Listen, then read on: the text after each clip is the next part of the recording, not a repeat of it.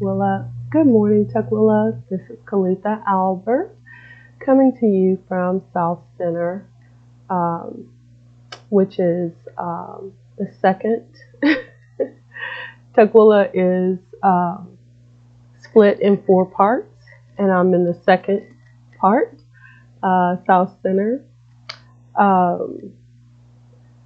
I wanted to come to you today. It is a special day today. It's Dios de los Muertos in Hispanic culture. So I wanted to remember the ancestors of Tukwila today. Did you know that Tukwila is an Indian name, and it is the word for the Duwamish tribe, who were the original residents of this area that we now call Tukwila. So per tukwila.gov/visitors/about-Tukwila/Tukwila-history. This is where you'll find the information on Tukwila. Tukwila's earliest residents were members of the Duwamish tribe, who made their homes along the Black and Duwamish rivers. If you guys ever get a chance to go to where the Sounders practice at Fort Dent, you will see these huge totem poles as you cross over the Green River going to Starfire. And that is Duwamish totem poles. It means a lot to me because, well, anyway, that's another video. Let's continue. They named the area Tukwila for the lush forests of hazelnut trees which grew throughout the area. The Duwamish lived in cedar longhouses, hunted and fished, picked wild berries, and navigated the rivers for trading with neighboring people. Okay. Traveling by native canoes, pioneer settlers arrived in 1851 to form the rich soil of the Duwamish River Valley. Okay. Of course, you know, I fear foreboding. Okay. So it says, first among them were Luther and Diana Collins with their children Lucinda and Stephen, Jacob Maple and his son Samuel, and Henry Van Asselt, spelled A-S-S-E-L-T.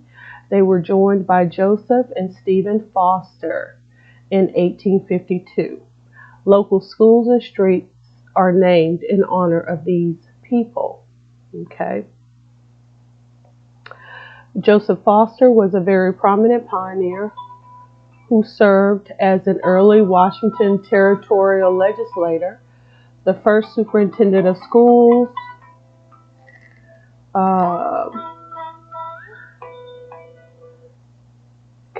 the first superintendent of schools, and a well-respected local leader. His homestead was located at the present-day site of the Foster Links Golf Course. And of course, you know that's where Billy Baroo's restaurant is.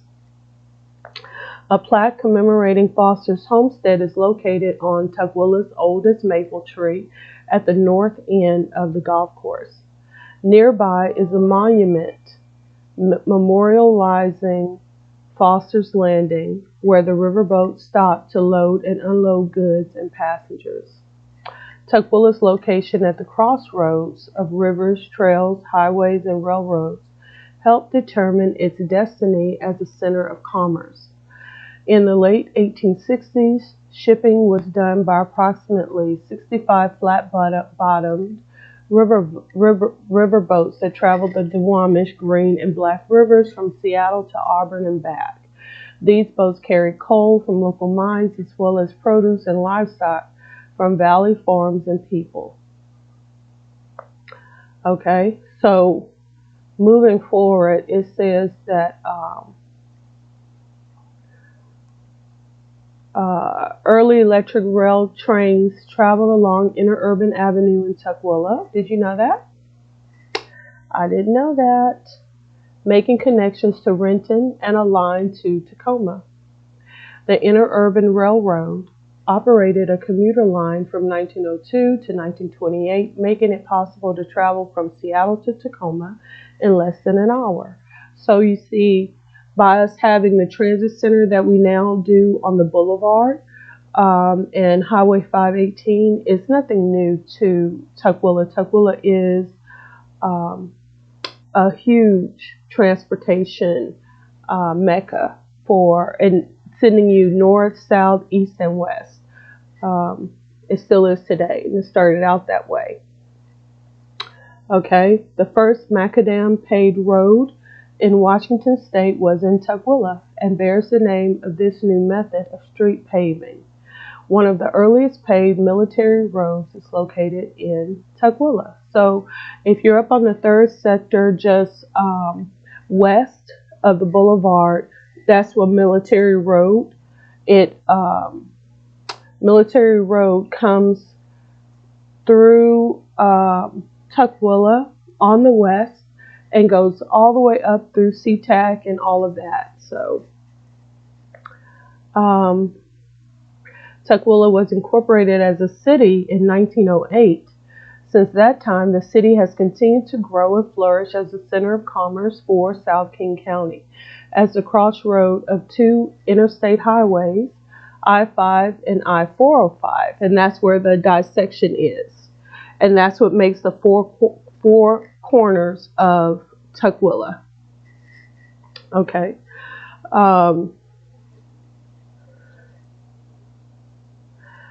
And within 5 minutes of an international airport. So the SeaTac airport is just 5 minutes from Tukwila, which is one of the things that I love about this place. Okay. Tukwila is a local leader in retail and commercial sales, warehousing, and distribution of goods and manufacturing. More than 19,000 people reside in Tukwila, and you know we've just hit the 20,000 mark. Nestled in the hills surrounding the major commerce corridors are quiet residential neighborhoods. And when I say quiet, when they say quiet, they mean quiet, as you can hear. Okay. Police, fire, schools, libraries, and other vital services engage with residents to provide for a desirable quality of life, which of course was very suspect in the years past, but under Mayor Jim Hagerton, who tore down those hotels where drugs and prostitution and other lascivious behaviors were going on. Of course, the prostitution has waned, but is still pretty prevalent because the Johns keep coming out. You know, I've even had nasty men to approach me when I'm going to get sugar 6 o'clock in the morning on the boulevard asking me if I want a date. And I'm like, gross. Okay.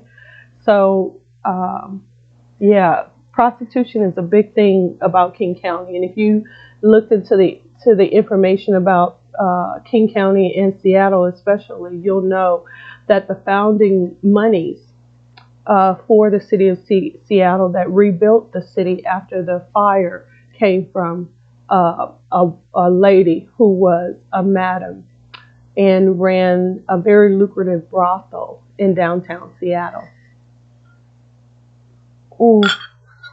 Her name was Lou. Anyway, you can do research on that if you like.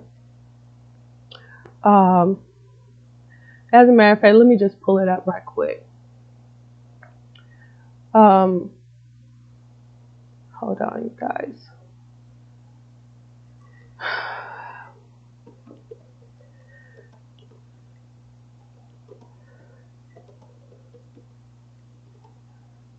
Seattle after the fire. There's a podcast on Lou Graham. That's her. She was born February the 9th, 1857, and died March 11, 1903. Born Dorothea Georgine Emil Ovid, was a German-born woman.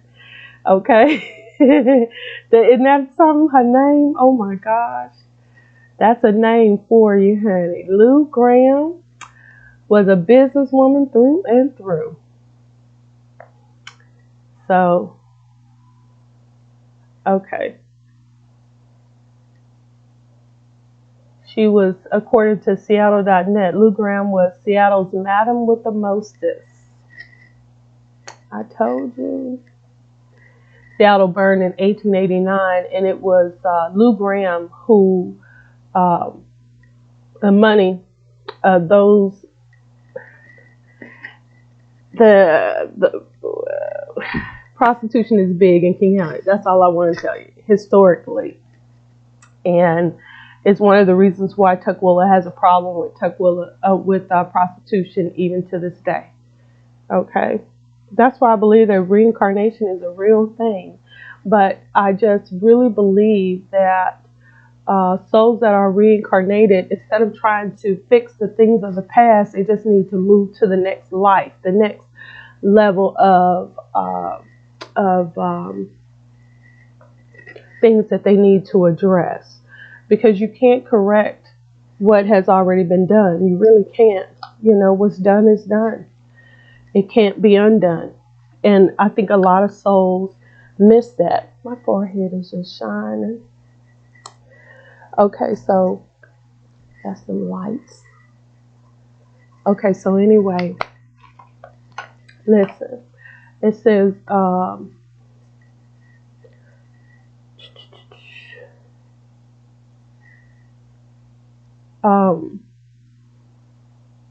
police, fire, schools, and libraries and other vital services engage with residents to provide a desirable quality of life.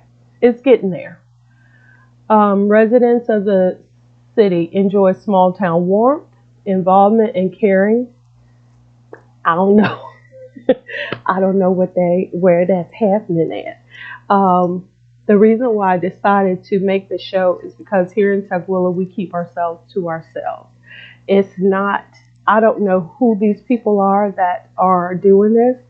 Small town warmth, involvement, and caring. I don't know, maybe amongst the homeless. Okay, because we do have a community of homeless people at the Methodist Church in the third quarter of Seattle, or the third section.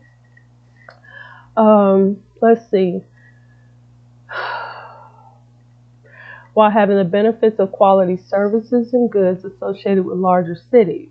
Well, we definitely have the prices. It's very expensive in Tukwila. Everything is very expensive in Tukwila. In 2010 and again in 2016, the Tukwila City Council approved lease agreements with the Tukwila Historical Society. The society occupies the former Tukwila City Hall, a nationally registered historic place, and one of the city's oldest structures, allowing city history to be put on display and shared with the public. So as this day, as we remember the ancestors and honor them in everything that we do or say, I'd like for you to remember the Duwamish Indian tribe, as well as the Fosters. And let's see, because the ones that I remember is the Fosters more so than anybody else. Let's see, Luther and Diana Collins, their children Lucinda and Stephen, Jacob Maple and his son Samuel, Henry Van Asselt, A-S-S-E-L-T, and Joseph and Stephen Foster. Okay, so if you want to know where the Historical Society is, it's up in the third quarter, and there's a Baptist church in the third quarter, right overlooking I-5, and the little park there, and then Winter Dam Park, and then further, if you just continue down the street and go around the curve, you will find a fire station, and right behind that fire station is the Historical Society for Tukwila. I've never been over there when it was open, but I imagine they do have hours of operation, so you can check them out. Let's see. I've never been inside there, so To get in touch with the city of Tukwila, the number is 206-433-1800. And let's see.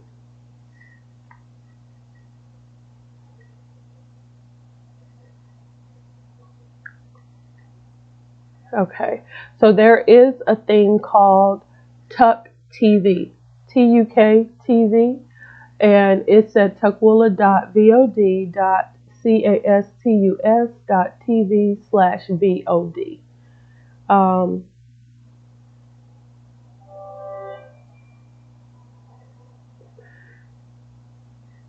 It's mostly city council uploads, city council committee of the whole.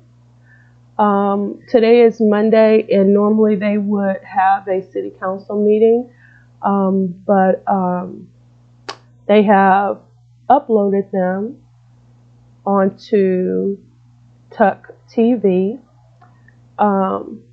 It looks like quite a few people do look on there. Not so much. Yeah, it's just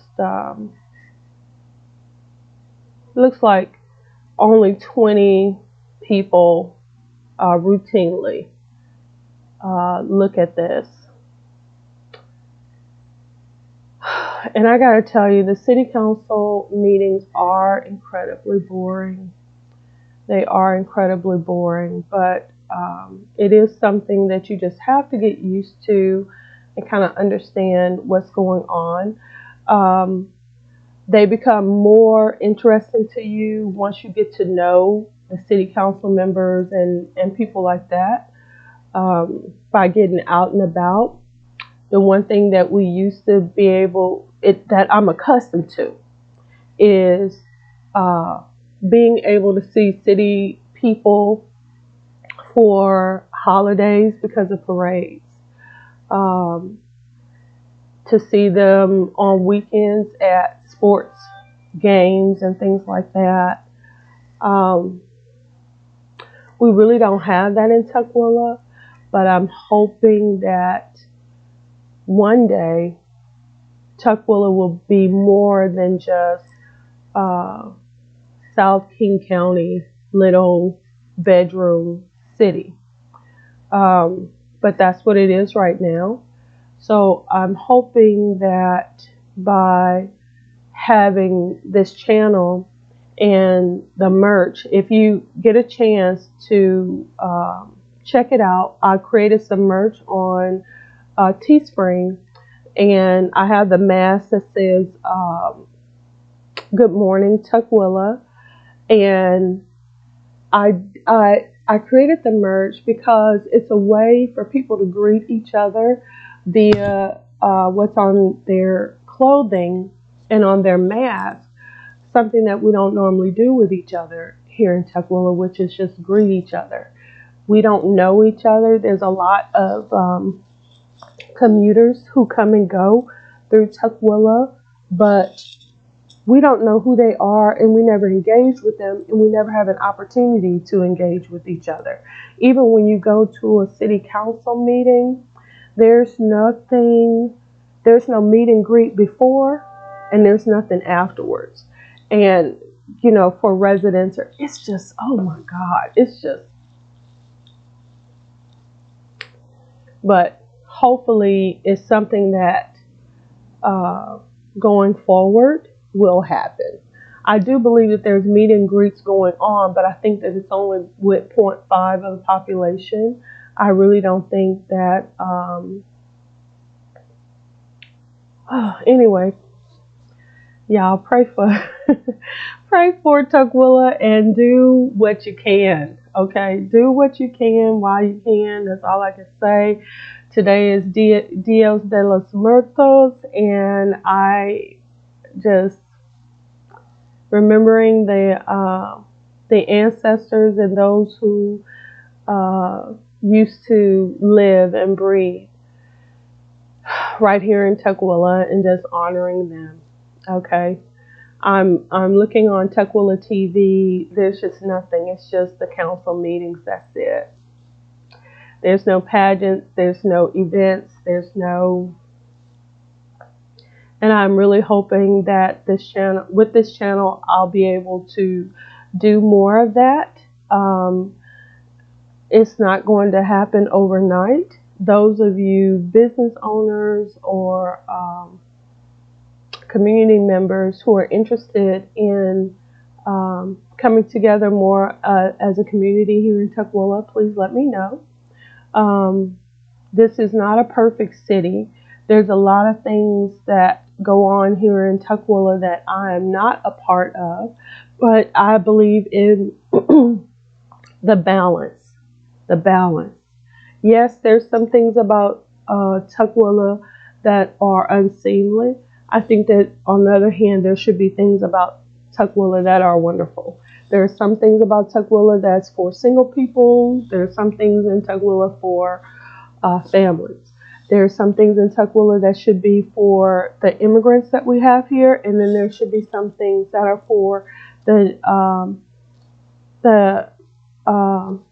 citizens who live here. I just see a great imbalance in Tukwila, and no city is perfect. I believe that Tukwila is on its way to being a more balanced city and a real city, but I believe it's not going to happen overnight. And I'm hoping that this channel will be a really important ingredient to Seattle. See what I mean? To Tukwila being a more balanced, fully formed city. Okay, where a balance. Okay. All right, so that's all that I have today. If you guys have any questions or want to know about any information or want to get in touch with me for any reason, please do so. I have a Facebook page. It's called Tukwila Tours, and also this channel. Like and subscribe. I have a few other things that I'm doing as well. Please get in touch with me for any reason. Once again, this is ColethaAlbert. Good morning, Tukwila. Have a wonderful day.